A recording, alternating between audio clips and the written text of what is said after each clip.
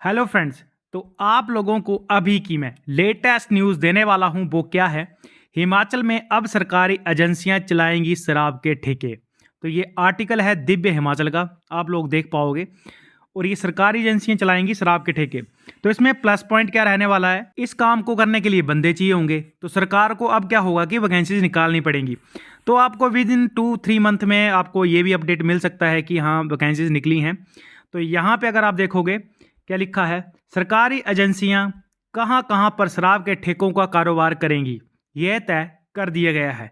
One निगम जो कि अभी तक लकड़ी बेचने का कारोबार कर रही है, वो अब प्रदेश के सबसे बड़े जिला कांगड़ा की जिम्मेवारी सौंपी गई है। इसके साथ यहाँ पे एक खबर हो रहा है, इसके साथ कुल्लू जिला में सामान्य उद्योग निगम को शराब ठेके सौंप दिए हैं, जो पहले से ही देसी शराब बनाने का काम कर रहा था।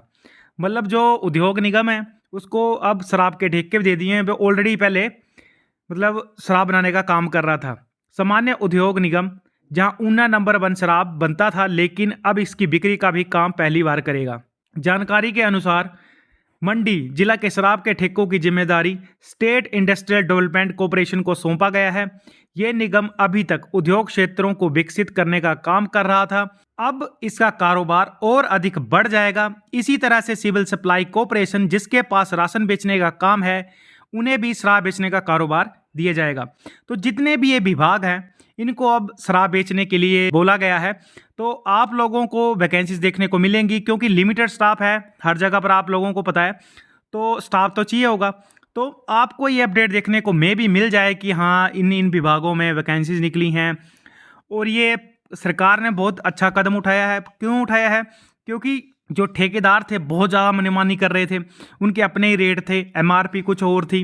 तो सरकार ने ये बोला कि जो एमआरपी है उसी पे आपको जो दारू बेचनी पड़ेगी। तो ठेकेदारों ने जो क्या किया कि टेंडर नहीं लिए इसके। तो सरकार ने अब फैसला लिया कि चलो आपने नहीं लेना, कोई बात नहीं, अब हम ही इसको अपने हिसाब से बेचेंगे। तो सरकार अब इसमें इन्वॉल्व हो चुकी है। तो सरकारी एजेंसियां हिमाचल की अब यही चलाएंगी जो है शराब के ठेके। यहाँ पे एक न्यूज़ है, आप लोग यहाँ पे देख पाओगे कि 250 से ज़्यादा जो शराब के ठेके थे वो नीलाम जो नहीं हो पाए हैं। अब इसका नुकसान जो सरकार को होगा।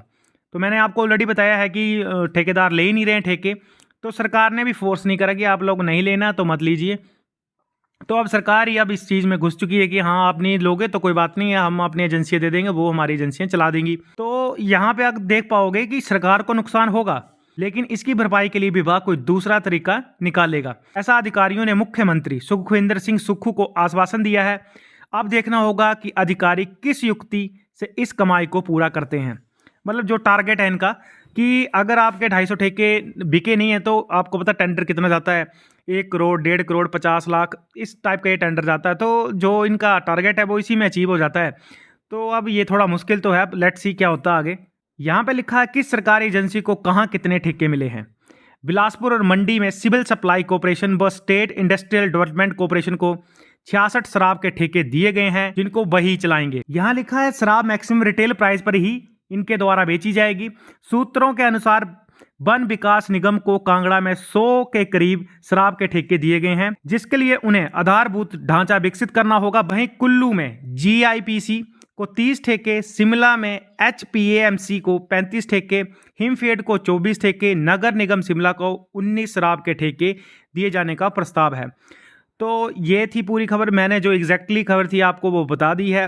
अब इसमें क्या होगा कि सरकार की जो एजेंसियां होंगी वो ये ठेके चलाएंगी। अब इसमें प्लस पॉइंट क्या है? इसमें प्लस पॉइंट ये है कि आप मान के चलिए कि एजेंसी कोई चला रही है, ठीक है, तो स्टाफ तो चाहिए होगा।